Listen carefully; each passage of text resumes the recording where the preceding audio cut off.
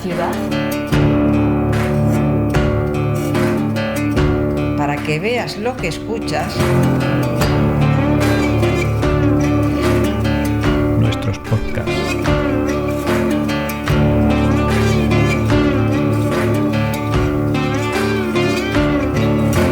Ateneo de Saberes. Portadoras de registros sonoros urbanos. Hola, bienvenidas a Oficios y Recuerdos, un programa de Ateneo de Saberes.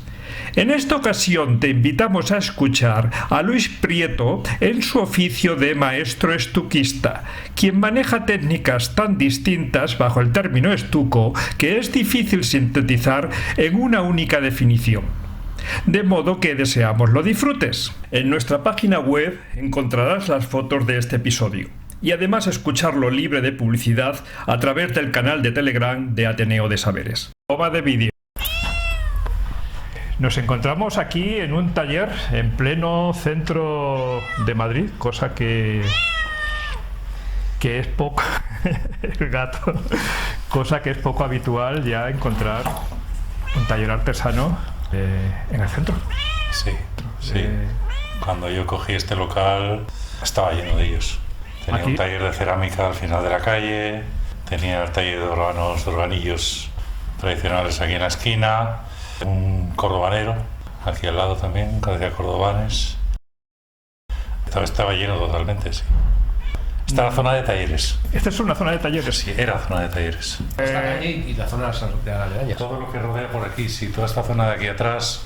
También Está el maestro Botero, que está ahí en la calle Águila. Hay una imprenta que la llegaron a abrir, no sé si ahora mismo, pero una imprenta de las de Minervilla, de las antiguas. Bueno, muchos más. Luthier creo que incluso habría. Luthieres había bastantes, había varios. Había varios talleres, pero bueno, te digo. ¿Y qué ha pasado con todo esto? ¿Por qué la gente ha ido saliendo de...? Bueno, decir que estamos en el Madrid de los Austrias y bueno, a lo que te estás refiriendo es la huida que ha habido del centro hacia no sé dónde, probablemente hacia ningún sitio. En ningún sitio, no. Es simplemente que son oficios que no se demandan. Ya. No se manda, pero sin embargo, si tú vienes, nos ha comentado tu compañero que venís de trabajar ahora mismo en una obra larga, o sea que vosotros trabajo nos falta en principio, o sí. Bueno, es que depende cómo lo enfocaran, porque es que el propio Estado pues ha creado pues temas como el restaurador, cuando no es necesario tener un oficio, y los productos, los nuevos materiales, pues no es necesario. O sea, de hecho se pide en la restauración que no se utilice materiales históricos, ni técnicas antiguas, ni nada. Entonces nosotros acometemos un poco también esa parte. Ya. La parte, y sobre todo lo que hemos es todo esto que estáis viendo es, digamos, podemos considerarlo arte contemporáneo. De hecho, estas piezas van a Arco, a la feria. Estas son las piezas que hemos estado hablando antes, así como unas superficies onduladas, ¿no? ¿Qué material es? Esto es estuco. Es estuco directamente. Esto es escayola coloreada. Pero tiene Trabajada en forma de estuco. De aspecto de mármol, ¿eh? Sí. Claro, porque tiene por encima un tipo de revestimiento. No tiene nada. Si el estuco es así, sale. Es así, está veteado en masa. Ajá. Este es el estuco de verdad. Claro. Sí, es muy parecido, pues eso, algo más jaspeado, de un jaspe o un. Este es el que está pues en todos los palacios reales, en el Congreso de Diputados, si veis la tele, todo lo que veis. El Senado, todos esos edificios. Sí, tú has hecho. Yo acabo de acabar el Senado ahora mismo y también he trabajado en el Congreso, sí. Pues las paredes están revestidas de esto. Sí. Luis, ¿el estuco a cuándo se remonta? Tenemos que ir al origen de la humanidad, porque tienes, por ejemplo, el Cataluyut. Ahí ya están haciendo mezclas de cal, yeso, de cal y arena, y coloreándolas en masa y puliéndolas y tal. O sea, Jericó. Las máscaras de Jericó son un apretón sobre una calavera, pero con estuco coloreado y pulido. Eso es igual que esto. ¿Y qué características tiene el estuco como para que se haya perpetuado tanto tiempo como un material, diría que noble, Es que es muy cómodo, muy fácil, ¿sabes? O sea, esto es una escayola, no es algo complejo, es un yeso. España es especialmente rica en esto. Entonces, un yeso que tú le das un color, lo coloreas y Lo puedes hacer así o puedes hacerlo en la pared y luego pintarlo, o la cal, que al pasarle algo que le haga abrasión, pues acaba brillando y acaba... O sea, es que el material es muy simple, ¿entiendes? No tiene... Y el ser humano, pues es una especie curiosa, esta la nuestra, pues lo intenta bruñir, lo intenta trabajar y ya está, y por eso se ha perpetuado. ¿Y cómo empezáis el proceso de...? Pero si es que no ha desaparecido. ¿Qué es el pladur? Es un yeso. Claro. Si es que no hay... Los materiales son los mismos. ¿Qué es el cemento? Es una cal. Lo que sí ha cambiado es lo que sería la organización económica. Si antes la cal la hacía la gente básicamente en hornos morunos o yeso incluso para cada casa, ahora eso lo hacen grandes empresas multinacionales, pero es lo único que ha cambiado. O se le meten fórmulas para que sea imposible de hacer a nivel local. Sí, lo que pasa es que la cal a nivel popular siempre se ha asociado a, pues bueno, a encarar paredes, ¿no? Dar el color blanco. No, eso es moderno. Eso es súper moderno. O sea, la cal, este edificio está hecho con cal. Casi todo Madrid está construido con cal. El cemento es de principios del siglo XX, o sea, no... Empieza en la Gran Vía. Este barrio que estamos entero está construido con cal. La cal era el cemento de la antigüedad, es así, o sea, es el material de construcción. Las caleras que estaban, vamos, cerca de Madrid, en pueblos cercanos a Madrid. En Madrid, pues por todos lados. En Madrid ciudad, capital, se han encontrado más de 200 hornos en todas las excavaciones de M30. Madrid capital, las afueras por todos lados, Vallecas, el Valle del Tajuña, destacadamente porque es de gran calidad, mucha cantidad de gran calidad, y además se hizo un ferrocarril para traerla a Madrid, y básicamente Madrid se ha construido con eso. Está más cercano y más fácil, pero grandes empresas como Carcasa y todo eso están todavía funcionando por ahí. Ya. Y el yeso y la cal son primos hermanos, donde hay cal hay yeso. Claro, sobre todo en el sur de Madrid, una zona de yeso muy grande. Toda España. Toda España. Bueno, decir que tu oficio principalmente es estuquista. Sí, ¿correcto? bueno, yo me he decantado por lo que es el ornato, la decoración, el acabado, las mezclas. Eso es por lo que yo me he decantado, porque esto es muy amplio. Trabajar con esos materiales puede ser albañil, puede ser estuquista, puede ser cientos de cosas, ¿sabes? Pero trabajar, digamos, en la manera en que, bueno, le das forma, está cercano a lo que es un escultor, ¿no?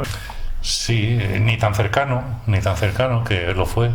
Quiere decir que era el famoso escultor real o adornista real o escayolista real o estuquista real, estuquista del reino. Tenemos los nombramientos desde la época de Felipe II. Ha habido siempre un estuquista del reino. Lo que ha habido es una reclasificación de los oficios, sobre todo en el siglo XIX. Y entonces el estuco, que aparte de ser una especialidad de bellas artes, quedó asimilado a oficio manual. Y entonces no entró dentro del rango de la pintura o el escultor o tal, pero antiguamente sí lo tenía. Ya. Estaba en el mismo rango, sí. O sea, la gran degradación de los oficios está a partir de los años, yo diría los años 70. ¿Hablas en general? Sí, tanto histórica como todo, sí. A partir de 1970, ¿qué? ¿Tipo la industrial o tipo de...? Sí, es con la llegada de la industria. Bueno. Es la industria la que suple todo eso y también lo degrada y también se reutiliza, y es ese periodo, claro, descaradamente, sí. ¿Piensas, Luis, que no hay vuelta atrás con esto? Es que yo no sé cómo va a funcionar el mundo, pero yo creo que sí habrá vuelta porque todos en la vida son modas, son cosas que vienen y van, subidas y bajadas. Entonces, en cualquier momento, y yo creo que ahora, por ejemplo, sí, la gente está empezando la gente, creo que en general hay un problema, ¿no? Sobre todo con el mundo laboral. La gente se está cansando, no ya tanto del salario, sino de la calidad de los trabajos. Y sobre todo entre gente joven. Y entonces están empezando a darle vueltas a pensar que hay otras posibilidades de trabajar y otro tipo de oficios. Y en este caso, nosotros con la red de maestros lo estamos viendo. Está aumentando. No está mermando, está aumentando. Ligeramente, no estamos diciendo que sea una boom, ¿no? Pero no vemos el decrecimiento en este momento, cuando durante muchos años lo hemos visto bajar, ahora lo estamos viendo de nuevo subir. Pero fíjate que nosotros que vamos visitando artesanos con larga trayectoria, incluso de linaje familiar, Bueno, es un conocimiento que generación tras generación se va transmitiendo y que en un momento determinado aquello se corta y se pierde porque no hay recambio. Ese saber hacer se puede... No, ese saber hacer se recupera muchas veces, a veces no todo, pero se recupera si hay demanda. En el momento que aparezca la demanda, que aparezca la gente empieza a rebuscar, empieza a preguntar, empieza a dar vueltas y lo acaba recuperando, se acaba recuperando. Si no totalmente como fue, sí, poco a poco se retoma. Pero tiene que venir esa demanda o ese... Si no, no. Sí. En tu caso en concreto, ¿te viene de familia? Pues en una parte importante sí. Que mi padre era pintor, mi abuelo tenía una droguería. Yo creo que es de la droguería donde más aprendí yo, más que del mundo del trabajo. Aunque mi padre trabajaba la cal, todavía le tocó esa época. Le tocó la época, todavía no existía la pintura plástica ni nada de eso. Pero fue la droguería porque no había pinturas, ¿eh? Todo había que hacerlo allí. La gente venía y te pedía un óleo, te pedía tal, y se hacía allí. Es que no existían fabricadas. La primera pintura que se fabricó era yo pequeño, era Faro Verde, la pajarita, ¿no? Más la pintura superplástica, la llamaba. Se anunció como la pintura superplástica. Tu casa parecerá de plástico, decía la publicidad. Es verdad, yo recuerdo mi Y eso daba símbolo de lujo, de haber pintado claro. paredes, sobre todo en el exterior, de pintura plástica. Me cuenta mi madre, dice, el día que nos trajeron eso allí a la droguería, un bote y dentro venía la pintura, y mi abuela dijo, nah, esto no tiene futuro. Hay que hacerlo, transportarlo, esto no tiene futuro, ¿no? Fíjate. ¿Sabes? Y bueno, lógicamente eso fue los años ya 80, los 80, la década 80-90 es como la más... Se nota, ahí se nota el bajón a lo bestia. Ya. Esa es la catastrófica. Ya. Que luego la del 90 al 2000 también ha sido muy mala, ¿sabes? ¿Cuándo te inicias tú realmente en el oficio? Si es que no tengo una noción de la iniciación. Es que los sábados en vez de ir al cole iba a la droguería. Y es que las vacaciones se pasaban allí. Y lo mismo es limpias que despachas, que haces una pintura o que coges un pigmento y o sea, es que no hay una... No sé cuándo yo inicio, si yo no inicio. Ya. Porque estoy iniciado siempre, que es que no. Un poco el medio, ¿no? ¿Llegaste a acudir a alguna escuela de bellas artes? De bellas artes no, pero de escuelas De artes y oficios. Sí, institutos superiores, que aquí en España no hay. Yo estuve en Bélgica, en Francia, sí. Me extrañaba esto porque instituto Claro. en España no se daba esta... No, aquí no se... Existieron hasta los años, creo que fue hasta casi la República, por ahí. Y no sé si existen todavía, pero que no tuvieron la relevancia que antes... Por ejemplo, en Portugal, que actualmente en Portugal un instituto superior, es el sitio para aprender un oficio el más elevado que hay.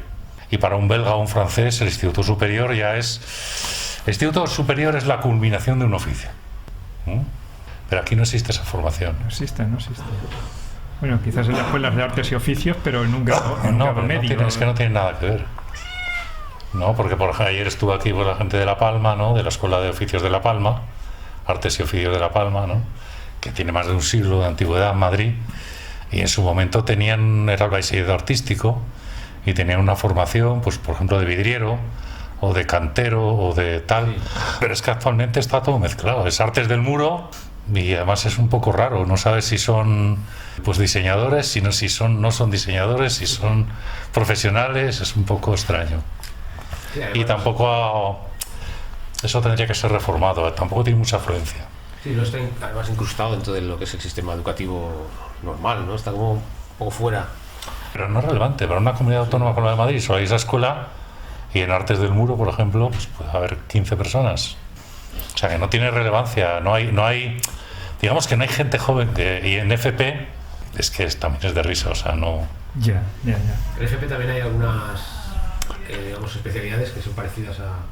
El Instituto Nacional de Cualificaciones es el que regula y redacta los oficios, y es el que hace las formaciones en FP y todo eso. Entonces todo está indicado para el proceso industrial, para poder hacer bien lo que se fabrica industrialmente. Por ejemplo, todo lo que tenga que ver con el hormigón armado tiene unos cursos de formación muy buenos, pero a partir de ahí no hay nada. Entonces estos oficios artesanos no existen en FP, simplemente no existen, porque ni siquiera están casi redactados. Luis, ¿cuáles fueron tus primeros trabajos como bueno, como en el estuco, con el estuco. ¿Cómo fue? ¿Llegaste a Madrid viniendo de Bélgica o incluso allí te iniciaste? Yo llegué a Madrid, aquí no conocía a nadie, ¿no? Entonces aproveché pues un poco antes existía una empresa de pintura, Gonzalo García, que tenía en la época franquista, el sindicato vertical, tenía pues la franquicia para toda España, para todos los edificios públicos, etcétera. Y mi padre llegó a trabajar con esa franquicia desde León. Y entonces yo me presenté aquí, es lo que hice, presentarme a estas empresas, Manzanares, Gonzalo García y tal, con trabajos que veis por ahí, paneles de ese tipo, decoraciones, muestras. Y yo no tuve ningún problema desde el primer día, me acuerdo, porque Gonzalo García dice, bueno, pues mira, vamos a hacer una cosa. Te voy a coger un chofer y a partir de ahora todo esto lo pago yo, tú te vas a ir a ver a todo este listado de pintores y de constructores que yo te doy y ya hablamos dentro de 2 o 3 días a ver qué te van diciendo. Esto es cierto, o sea, no sé. Me parece fantástico. No hubo otra reacción. ¿Qué expectativa tenía ese encargo?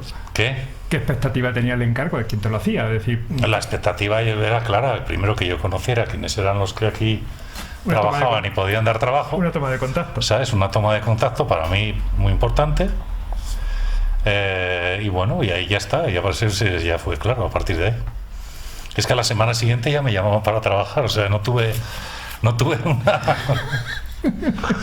A la semana siguiente me acuerdo que era la central de dirección del Banco Santander, es que a la semana siguiente fue. Y tuve que hacer ahí una pintura decorativa enorme de 400 metros cuadrados, luego el palacete de Mafre y ahí no paré. Wow.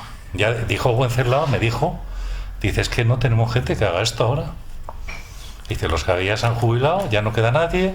Estaba Pichi, Gervasio y Matesa, pero estaba ya enfermo, dice, y no conozco a nadie que pueda hacer nada de eso. Te oigo hablar, digamos, de pintura decorativa, es decir, antes habíamos hablado de la parte de escultura. Es que claro, todo está yo por eso te digo, me dedico a los acabados, entonces el acabado, entonces yo mezclo la pintura con el estuco, ¿no? Es que para mí es lo mismo, es muy parecido. Pero, claro, yo no soy albañil, no me dedico a la albañilería, ¿no? Pero no pintura, no pintura artística en el sentido de dibujar una... Sí, sin problema, pero sin problema ninguno. Lo que pasa es que tengo menos encargos de eso. Eso está, pero no tengo... que decías, sí, pero si son antiguos. Sí, esos son imitaciones a madera, a mármol. Esos has pintado por ti, ¿no? Sí, es que este es el oficio de un pintor decorador. Este es el oficio de un pintor decorador. Todo lo que hacía un pintor decorador es lo que hago yo. Sí. Pero es que el pintor decorador también diseñaba los esgrafiados, también diseñaba todo eso. Lo que no hacía era el retrato de los reyes, claro. Evidentemente, ¿no? ¿Entiendes? Claro. Pero todo lo demás sí, sin problema. Sí. Pero ¿podrías explicar un poco el proceso? ¿Cómo comienzas tú un encargo, por ejemplo, Depende de qué encargo me hagan. ¿Tienes distintos tipos?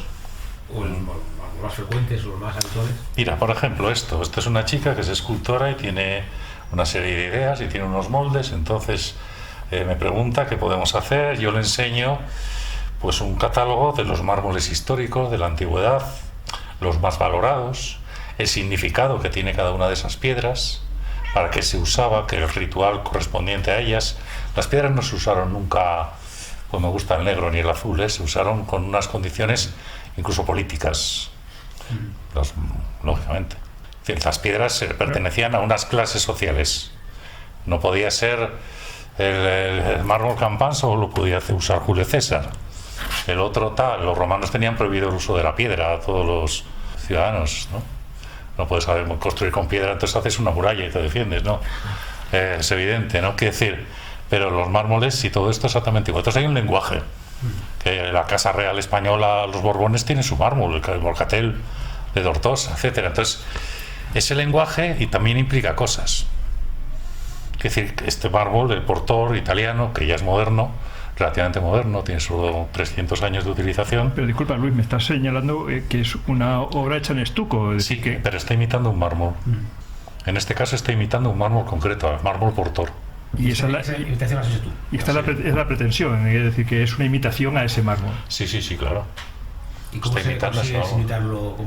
Eso es una estructura, una técnica de... Claro, esa es la técnica de elaborar este estuco, que es un estuco de yeso, es una escayola, colorada en masa, que se hace en una mesa. Muy complicado. Y todos esos son colores, tierras naturales. Eso también supongo que los tienes que aplicarlo tú, quiero decir. Aplicarlo, pero también son las tierras con las que se coloreaba antiguamente. Pero Luis, la calidad técnica de lo que yo estoy viendo aquí, que no conozco, a alguien como tú, que podrías ver la obra de otra persona, ¿cómo ves tú esa calidad técnica? Esta normaluca. ¿Esta es normaluca? Sí. Bueno, pues yo la veo. Hay mejor y la hay peor. Pues, Así como suena. Es realmente mármol, ¿no? Es que realmente. Pero oye, claro, yo lo veo efectivamente desde un campo profesional, que es diferente. La gente de la calle no tiene esa percepción. No, claro, desde luego que no. Claro, efectivamente, lógico. Pero tú ves otras cosas. Yo veo otras cosas, claro.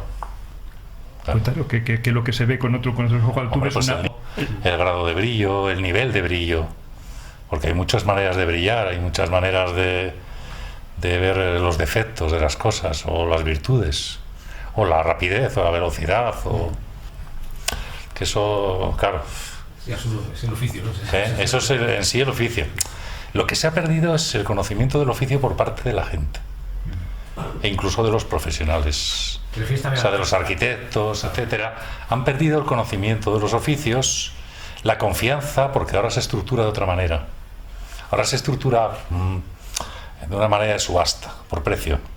Y no tiene absolutamente nada que ver con la manera antigua, en la cual una persona conseguía un trabajo y si era de calidad se aseguraba su futuro. Pero ahora eso ya no existe. Tenemos que contar que eso no va a volver, probablemente. Entonces, claro, es muy diferente. Entonces ahora hay que hacer una calidad de mercado, que se llama. No se puede hacer buena calidad. Porque hay un precio de mercado y una calidad de mercado. Es como encajar la calidad de mercado con el precio de mercado. Cosa que es bastante complicadilla. Eso va en consonancia con el trabajo artesano. Es que no tiene que ver con el trabajo. Tiene que ver con la economía, tiene que ver con otro tipo de oficios que no necesariamente nosotros tenemos que saber. Entonces al artesano contemporáneo le cuesta sobrevivir porque es un artesano, no es un economista. Es que los que han cerrado por esta zona, ninguno de ellos sabía de esto. Y han cerrado porque no han podido sobrevivir. No es porque ni se hayan jubilado ni nada, es que no han podido vivir. Tal cual. Luis, cuando tú haces una intervención sobre una obra ya existente, antigua, sobre estuco, ¿qué cosas examinas tú ahí antes de intervenir? Pues eso es como un enfermo, ¿no? A ver, tenemos un enfermo que tiene unas patologías, ¿no? Si se ha deteriorado es por algo, hay que primero saber por qué.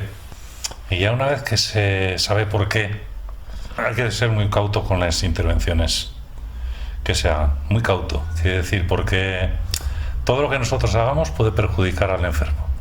Entonces tenemos que hacer algo que sea bueno, pero que no lo cambie tampoco. O sea, no podemos hacer que vuelva a ser joven, eso es imposible. Ya. Una pared es algo... Las paredes hasta hace muy poco eran porosas. Ahora no, con el petróleo, con todo eso, pues ya no, pero antes sí. Entonces, si tenemos un estuco, que es algo que lo cubre, lo estáis viendo aquí, sí, y de repente tiene un agujero, esta parte que no tiene estuco, el aire pasa más. Y entonces ya se produce una cosa que no es correcta en el conjunto a lo de alrededor. Ya. Que decir, si yo tengo un zócalo y hay humedad y le pongo un cemento, por ejemplo, como no tiene poro, evito que salga la humedad. Entonces la humedad va a subir por la pared. Por capilaridad. Si tiene un agujero, tendré que rellenarlo con algo que haga que ese muro trabaje continuamente, ¿no? Y siempre igual. O sea, tenemos que pensar que los muros serán así, las paredes serán así, y eso es lo que primero debe primar. Luego es un lenguaje. Si no tiene lenguaje, ¿cómo vamos a entender que hacías ese estuco ahí? Háblame de esto, que es el lenguaje que creo que te está diciendo lo que tú estás viendo ahí. Sí, pero es un lenguaje. Quiere decir, nosotros cuando vemos el mármol amarillo de Siena en un sitio, que es el mármol del Vaticano, y nadie más lo podía usar, ¿qué quiere decir? Que esa iglesia pues tiene alguna relación directa con el Vaticano. Entonces, si nosotros lo vamos a quitar y vamos a poner un pegote de color verde, pues lógicamente le que estamos quitando su lenguaje al sitio, pero igual en todo. Quiere decir, hay un lenguaje. Porque hay un color, los colores también son lenguaje. Para saber qué significaban esos lenguajes. En el plano artesanal, en general, eso lo sabemos. Ya. Pero en esas intervenciones que tú has realizado sobre, bueno, patrimonio histórico, ¿cuál es la que te ha planteado un mayor reto o mayor sorpresa de decir, joder? Es que son todas muy diferentes. O sea, es que lo curioso y bonito de los edificios antiguos es que no se parecen en nada uno a otro. Es que en un sitio trabajan de una manera y en otro trabajan de otra, y en otro de otra, y en otro de otra, y no puedo decir que hay una continuidad. O sea, cada artesano y cada artista tenía su manera de actuar. No es tan uniforme como podamos pensar, ¿eh? De hecho, yo hay cosas que sé que son de unos porque eso lo hacían así, vas a otros que lo hacían totalmente diferente. O sea, no hay un solo procedimiento. ¿Están identificados los grandes estuquistas de antaño? A nivel de archivo en España, sí. ¿Tú los reconoces por su obra? Sí, yo sí. En general, sí. Sí, bueno, están a nivel de archivo porque vas a Patrimonio Nacional y están allí. Lo que pasa es que nosotros solicitamos hace poco, todos eso es un estudio que estamos haciendo, de Francisco Larro Caballero, que fue estuquista. Solicitamos los archivos de patrimonio y ahí están, pero ahí eso no se ha consultado en décadas, ¿eh? O sea, no se ha interesado casi nadie por eso, no ha habido interés. O sea, todo lo que tenga que ver con oficios, yo creo que está por ahí, que sinceramente está por hacer. ¿Quiénes serían referentes en este tipo de producciones? Pues yo diría que todos estos que han estado antes, pero todos, ¿Todos? Porque es que sí, todos, sí. Es que el problema es cómo se les... se dignifica uno porque a lo mejor era más amigo de, yo qué sé, del rey o del otro, ¿no? Pero no necesariamente era el mejor. Ya. Es que la historia del arte es un poco cruel, ¿sabes? Porque se reconoce pues a aquellos que o estaban más cerca de los poderes establecidos del momento, o ciertos oficios frente a otros, o las modas también. Bueno, España no ha sido especialmente galante con los oficios, ¿no? No es un país que los haya tratado bien ni reconocido. Es como, digo, comparando, toda la vida es comparativo, ¿no? Pero comparando con otros países. Entonces, no son todos los que están, ni están todos los que son. Esa es la realidad. Vamos, verás, por ejemplo, has hablado de Largo Caballero. Largo Caballero realizó el oficio durante 35 años. Antes de entrar en la política, o incluso No simultáneamente. entrando en la política porque en su época no se podía cobrar. Estaba prohibido. Bueno, eso tenía su intencionalidad, lógicamente, ¿no? Entonces él tenía que trabajar. Y de hecho lo cuenta cómo ellos entraban a trabajar antiguamente como a las 7 de la mañana y tal, y salía de ahí y quedaba con Pablo Iglesias para hacer la redacción del Partido Socialista. Él creó la UGT estando trabajando de estuquista. Todo, prácticamente la mayor parte de su vida fue compaginar las dos cosas. Claro, tenía que vivir. Hizo obras muy importantes. ¿Ah, sí? El Banco de España, Palacio de Linares, de lo mejor que vemos, Palacio de Villamejor. Sí. Sí, que era un buen estuvista, digamos. Pues él se jactaba de que fue el oficial más joven de España en su gremio estuquista. Sí, él se jactaba de todo eso, sí. Pero yo creo que Larro Caballero tenía también una serie de cualidades que no todo el mundo tiene, ¿no? Él nunca tuvo instrucción y escribía y leía perfectamente. ¿Pero fue autodidacta? Sí. Entonces, aparte que hay que tener una fortaleza física importante para apenas dormir y para todo eso, pero también aprender tú solo a leer, a escribir, redactar, luego el oficio, luego lo otro, luego la política, luego tal. Creo que estamos ante personas que superan la media en ese campo. Son intelectualmente y físicamente coinciden como más fuertes, más relevantes. Sí. Si no, es imposible. Luis, me hubiese gustado haberte visto trabajar con las manos, pero bueno, en lugar de eso, quizás nos podrías indicar los útiles y herramientas que habitualmente... Pues a ver. Tienes aquí una selección enorme. Todo eso sí. Y aquí tienes todo lo que son los colores, ¿sabes? Elementos naturales. Que son todo tierras naturales. Son tierras naturales que se lavan se lavan y son así. Tierras que tú ves muchas veces por el campo. ¿Todas son nacionales o algunas difíciles de encontrar? No, aquí en este caso nacionales hay muy pocas. Hay el albero sevillano y algunas que tal, pero la mayoría son casi de toda Europa, ¿eh? Incluso hay alguna de que no es europea. ¿Y son? Hay colores rusos, por todo de ahí arriba es de Rusia. Tengo Polonia por ahí, tengo Chipre, que son todas las sombras, todo. Pero es que es una paleta de colores tremenda la que hay y todo es tierra natural. Sí. Es que esto es lo que había. Es una maravilla darte cuenta de... Esto es lo que había. Esto es lo que había. Porque ahora ya son colores sintéticos. Que no tienen nada que ver. Son otro producto. ¿Tú también trabajas con ellos o...? No, yo intento no trabajar con los sintéticos, pero simplemente por defender la marca, ¿sabes? Por defender mi oficio artesano. Ya. No es que crea que sean malos, ¿eh? Hay colores sintéticos que realmente aportan mucha luz, mucho color, pero es como una cuestión cuasi política. O sea, prefiero defender las tierras naturales Sí. y estar aquí como... Porque además, si utilizo los productos que usa la gran industria, pues ya no tengo... Claro. No tengo mi diferenciación ni nada, o sea, no... ¿Y estos pigmentos se mezclan entre sí también? ¿Para dar otros colores? No es tan común mezclarlos común, entre ¿no? sí porque son materias. Claro. Lo que diferencia claramente este tipo de cosas de la modernidad es que eran materias. Entonces, si tú usas una tierra roja, normalmente el producto es más hidráulico, más resistente al agua.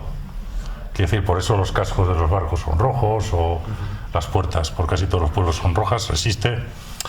O sea, el color tenía una función. Y en los colores modernos esa función no existe, claro. Ya. Es una función simplemente decorativa. Entonces eso es... Bueno, decir para quien nos esté escuchando de que estamos enfrente de una estantería alta con una gran cantidad de frascos, cada uno de ellos con una tierra de un color. Es impresionante la paleta de colores que vemos aquí. Hay los verdes también incluso, ¿no? Tierras verdes, mira, tierra verde de Bohemia, tierra verde de Chipre, tierra verde de Nicosia, o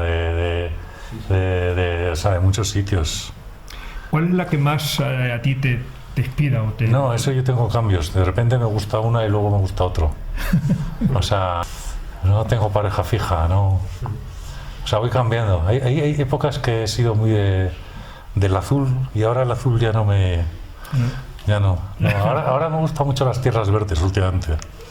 Sí. Pero será una cuestión de la edad, no sé. Pero que no hay... ¿Se trabajan de manera distinta? Sí. ¿Y eso qué te lo dice? ¿Te lo dice eso lo ves cuando lo ves, cuando lo haces, sí.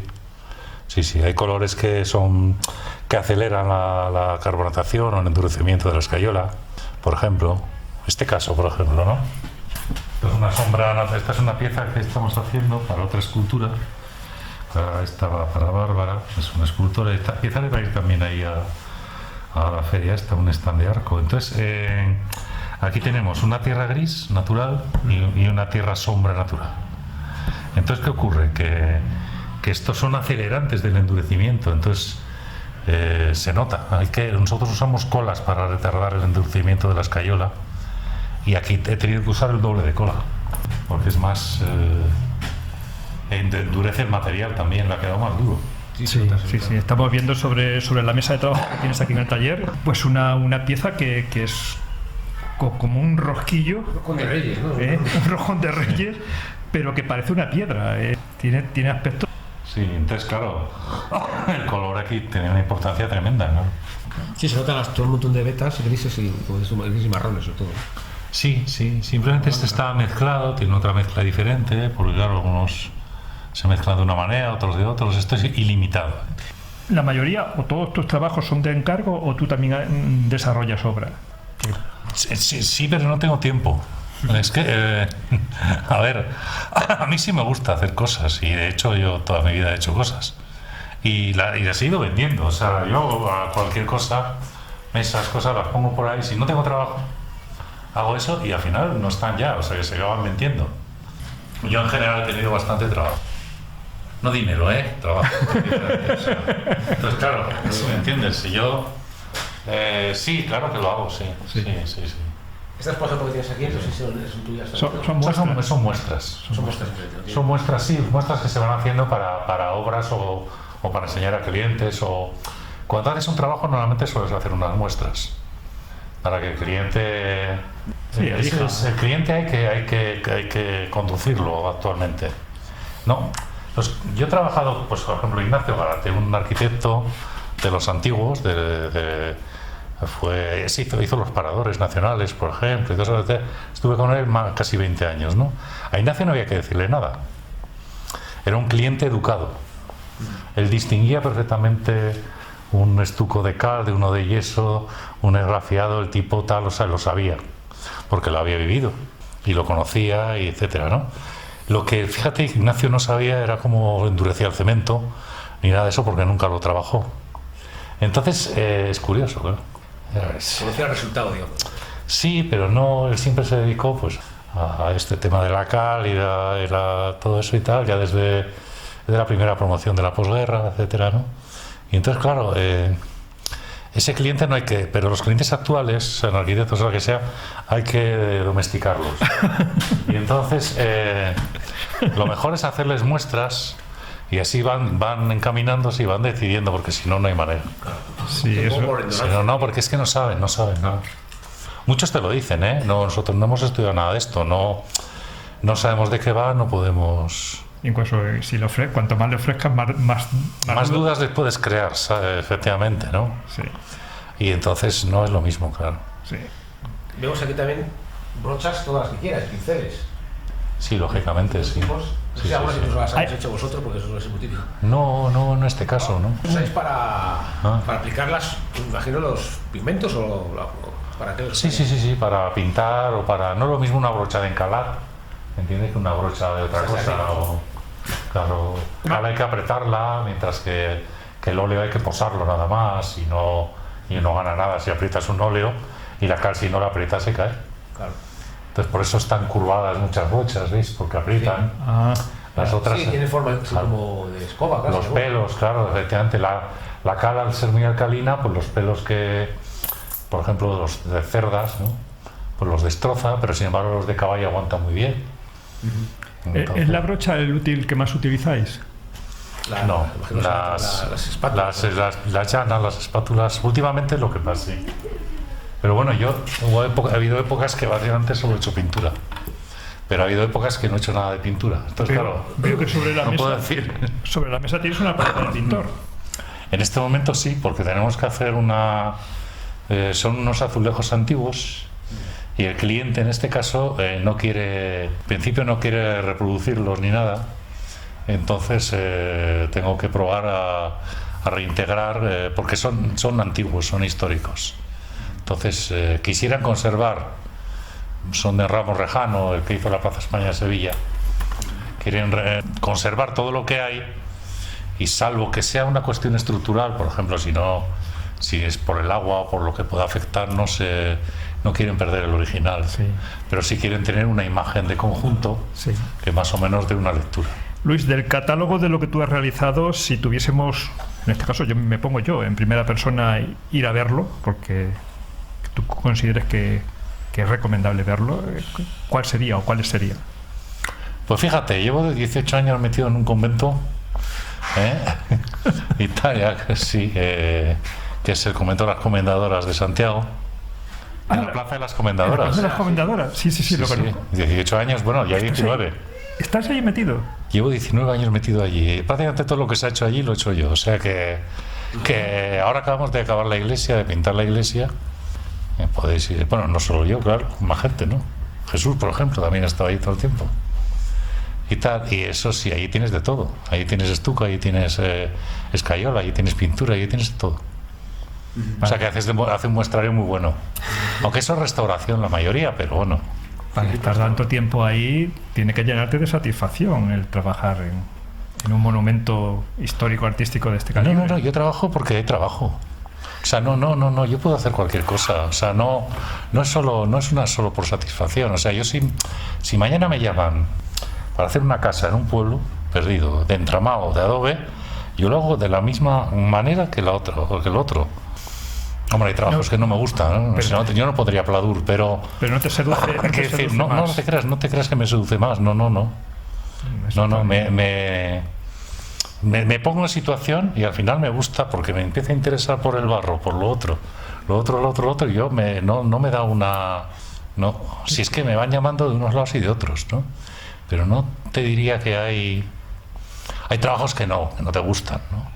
Que no, pero en general no soy muy tiquismiquis, o sea, y de hecho yo te digo, a mí la arquitectura popular me parece muy bonita, me parece de lo más bonito que hay. ¿Ves? Es trabajo, al final es un trabajo que te van a pagar y desde ello, o sea, tienes que hacerlo. Tenemos en España maestros estuquistas, como es tu caso. Sí. Aquí ha habido, así recientes, te digo, pues, mira, Emilio Quílez, que yo le conocí mucho, sevillano. Los estuquistas en general son bastante extravagantes, ¿no? Era bastante particular Emilio Quílez, ¿no? ¿Por qué? Bueno, se convirtió al Islam, acabó con cargos importantes dentro de la llamada islámica del Andalus, y hizo también obras muy importantes. Hizo el Palacio de lo que es el Tribunal Supremo, todo eso. En Madrid hizo bastantes obras, y el Ministerio del Aire, con Estradé. Estradé fue uno de los grandes estuquistas del siglo XX, hablo. Estradé llegó a tener 4.000 trabajadores. Imaginaros lo que fue eso. Juan Sorli, esos hicieron la Gran Vía, todo eso. Y luego ya más contemporáneos, pues Oriol García, que es el que ha hecho lo del Prado, la Sala de las Musas, todo eso. Óscar Urruela, que es vasco, también creo que para mí es de lo mejor que hay en este momento. La gente que trabaja conmigo también trabaja bastante bien. Charlie, Alejandro, Jesús. Que hay gente, ¿eh? Pasa que tengan la suerte de poder trabajar o no y poder, digamos, lucirse, eso es más complicado. Tú tienes también a tu servicio, digamos, gente que trabaja para ti, ¿no? Sí, yo no puedo trabajar solo, ya menos cada día menos, por ser muy mayor. ¿Y cuánta gente más o menos tienes? Depende, es que depende de la magnitud de la obra. Puede ser 2, 3 personas, sería lo normal, pero depende de la obra. La obra puede tener más volumen, ¿no? Luis, ¿de qué habláis cuando os encontráis? ¿Quién? Los estuquistas. No, pues no te creas. Hablamos en general de cómo has hecho esto y cómo has hecho lo otro. Y oye, esto pues tal y eso, pero sobre todo cómo lo has hecho. ¿Siempre hay algún secreto detrás de una producción? Es que eso es lo bonito. Es tan complicado. Tiene tantos agujeros y tantas cosas que siempre está el secreto. Porque el secreto está también, sobre todo en el dibujo, en la mezcla que hagas de colores o de... Es que ese es el verdadero secreto, no tanto en la técnica en sí. Con la misma técnica lo puede hacer una persona y otra, y uno no será bueno y el otro será bueno. O sea, está en las mezclas, en el color, la forma. Luego tenemos aquí todo esto que vemos unos botes enormes. Eso es Cal. Esto es la cal. Y Cal de Morón. Que ahí. Yo soy incluso artesano, veo que tenéis ahí. No sé si, Y eso de Albarracín, sí. no sé si es que hay diferencia entre, imagino que el industrial, producido industrialmente y el producido artesanalmente. Ya digo que el mundo cambió a partir de los años 80. Entonces los materiales de construcción artesanos dejaron de utilizarse. Y esos son como... Y estos son materiales artesanos de los 4 que quedan. Los pocos que quedan. Claro, y eso de Albarracín es un yeso que se hace todavía como antiguamente. Antonio Meda, que es un cocinero de yeso que está ahí en Albarracín, que incluso ha recuperado la receta y tal, y eso es una maravilla, vamos. Es un yeso que, contrariamente a lo que piensa la gente, se vuelve más resistente al agua entre más se moja.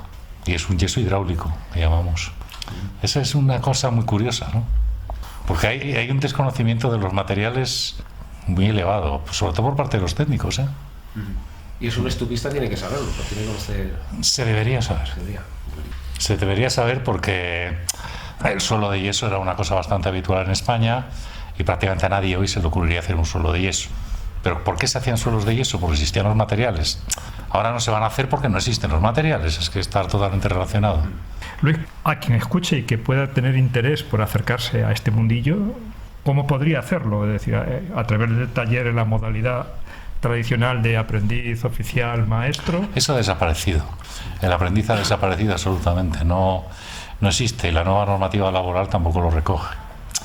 no hay un contrato de aprendizaje, no hay nada de eso. Entonces, esa vía yo la considero en este momento imposible. El tema sería... Bueno, nosotros, por ejemplo, yo con el Museo de la Cal de Morón, que es un museo que se ha creado para conservar las técnicas de la cal, hacemos cursos que son más bien cortos y de fin de semana, porque la gente trabaja durante la semana y ahí enseñamos 4 conceptos básicos del asunto, pero ya es un acercamiento. Y luego a partir de ahí buscar práctica y tal, porque docencia apenas hay. Oficial, ninguna. ¿En el extranjero quizá? Sí, fuera de España sí. Sí. Digamos que tendría que formarse más bien fuera. Pero, Sí, fuera de España sí hay una docencia muy buena y muy elevada, sí. Pero no es la pescadilla que se muerde la cola, que nos estamos quejando de la falta de continuidad por parte de los artesanos, pero vamos a ponernos en positivo, que puede haber incluso gente que empieza a hacerse los planteamientos que tú antes estabas diciendo, ¿no? De decir, joder, que no solamente es el dinero, sino que es probablemente otro tipo de cosas que me lleve, digamos, a tomar un oficio, ¿no? Es que hay gente así, lo que pasa es que tienen esos impedimentos, no saben dónde aprender, no saben de cómo aprender, está complicado. Es decir, hay estos cursos cortitos, vale, pero no hay un sitio donde de verdad aprendas, es decir, no hay una escuela, ni siquiera una FP. Si hubiera una FP sobre este tema ya sería suficiente, no hay nada de esto. Sí, yo creo, a ver, nosotros ahora, yo estoy haciendo ahora un curso MOOC, que se llama Fondos Europeos. La Unión Europea ha decidido destinar una enorme cantidad de dinero para hacer cursos para formar a personas que se quieran introducir en el campo artesanal en España. Eso se gestiona pues por el Centro Nacional de Referencia del Albaicín, por ejemplo, y a partir de ahí se hacen unos cursos donde nosotros grabamos la técnica o la contamos y eso luego va a estar disponible en formato digital. Hombre, es un principio, porque realmente con un cursillo de eso no... Pero que ya es algo que pueden ver y tal. Y luego, en todas estas negociaciones que llevan varios años, se escucha un atisbo de que el Instituto Nacional de Cualificaciones estaría dispuesto a redactar algún oficio, por ejemplo, ¿no? A incorporarlo, digamos, a la formación profesional. Sí, pero claro, primero hay que hacerlo. El proceso siempre es lento, porque primero hay que hacerlo, redactarlo. Luego, claro, ¿quiénes son los que van a coger para redactarlo? Tienen que ser profesionales. Y hasta ahora se ha hecho eso en un plano altruista, básicamente. No, el profesional no va a perder el tiempo ahí si no le pagan. Entonces todo esto tiene que pegar un impulso. Si se redacta el oficio va a salir su formación. Y si está su formación se puede introducir. Pero sin el primer principio, que es la redacción del oficio, me parece que es imposible. Tenemos a los escayolistas, por ejemplo, que no acudieron a la formación. No existe el oficio. No está tipificado, no tiene epígrafe ni existe. O sea, un oficio que lleva desde después de la Revolución Francesa, no existe. Como tal. Pero claro, no tiene un valor industrial, no tiene la industria, todo esto no le interesa realmente. Pero fíjate, yo quiero ser optimista y pensar que algo empieza a moverse en el aspecto de que es tal el patrimonio de oficios artesanos siempre ha habido, que es imposible, digamos, que podamos seguir en esta línea por mucho más tiempo. Sí, yo estoy metido ahí en la red de maestros y siempre lo estamos viendo, pero vamos a ver, hay que ser optimista porque no te queda más remedio, ¿no? Casi por obligación, pero que realmente hay que recomenzarlo, o sea, es que empezarlo bien, o sea, no... Con la red de maestros se ha hecho una clasificación de todos los oficios que han presentado, los que hay. Aproximadamente hay unos 500 profesionales de todos los oficios en toda España.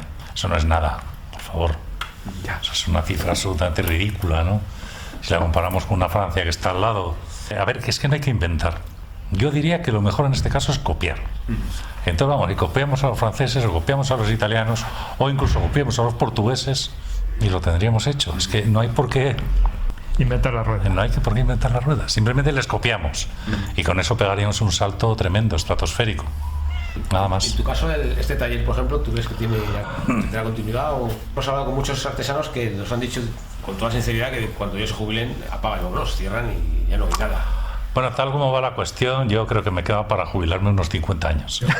Porque esto es que cada día que pasa es más... sí. Se va enredando más. Se va enredando más, ¿no? Y tal. Sí, es que seguro que me moriré, pero no... No quiero pensar en ello porque... Pero estoy refiriendo a si hay aprendices que pueden continuar. Digamos. En este mismo sitio, no sé. No lo creo. Pero... No, bueno, no tiene lógica, aplastante este local en el centro de la ciudad. Pero yo creo que hay mucha gente ya que básicamente está siguiendo lo que hago yo, lo que hace Óscar, y tenemos continuidad. Pero Luis, ¿por qué no volver a recuperar la ciudad, el centro de la ciudad, con toda esa parafernalia de talleres artesanos que hay, y no la monotonía a nivel de cualquier ciudad europea o de otros lugares que acaban siendo lo mismo? Pero eso no solamente atañe a los oficios, atañe a toda la vida en general. Quizás estamos perdiendo calidad de vida al hacer ciudades monotemáticas. La famosa gentrificación. Sobre todo por el gusto que da cuando vas por las calles y asomar la cabeza a un taller, ¿no? Escuchar los sonidos. Todos los negocios que sean diferentes, o todo lo que sea artesano, siempre va a llamar la atención. La gente salía, yo me acuerdo de toda la vida, la gente salía a la calle principal, yo soy de León, a Ordoña, a pasear. Salía la mujer del brazo colgada del brazo del marido y salían a ver escaparates. Pero es que hoy día, ¿qué se ve? Escaparates. Claro. Es que, quiero decir, lo artesano es exactamente igual. Mucha gente pasa por aquí, mira por el cristal y tal, y se quedan un ratillo ahí mirando, y alguno incluso entra y mira y pregunta y tal. Siempre muy educados, ¿eh? Sí. En general. Sí, perdón, molesto, no sé qué. Alguno puede pensar, coño, un local libre. Sí, bueno, eso también me ocurre muchísimo, cada poco. Que entra alguien, hola, bueno, soy de una inmobiliaria, ¿no? Le compramos el local, claro, porque piensan, esto se va a cerrar ya, ¿no? Ya, ¿no? Muy bien, Luis, pues queremos darte mucho las gracias por este rato que nos has dedicado, por contar un oficio. A mí me ha parecido apasionante, realmente. Muy apasionante, y por el gusto, digamos, que da escucharte de que esto tiene continuidad, porque como tú bien decías al principio, hay demanda. Yo creo que hay demanda, lo que hay que buscar el cliente también. Eso es un poco complicado, en ese sentido pierde mucho tiempo. Que es una putada para el artesano andar en lo tuyo y andar buscando el cliente. Sí, de verdad es algo que no gusta. No le gusta a ningún artesano, es el peso, andar con el cliente, el papeleo, lo otro tal, etcétera, etcétera. No es grato. Porque uno está en su mundo. No, efectivamente, no es grato. Oficios, ¿no? Es como tener que tener dos oficios a la vez. Es que te está pidiendo algo que no es lo tuyo. Claro. Y cuesta, y no todo el mundo está habilitado. Además, yo conozco muy buenos profesionales que no están para nada habilitados para este otro tema. Y eso es un problema. De nuevo, muchas gracias, Luis. Vale. Ha sido un placer.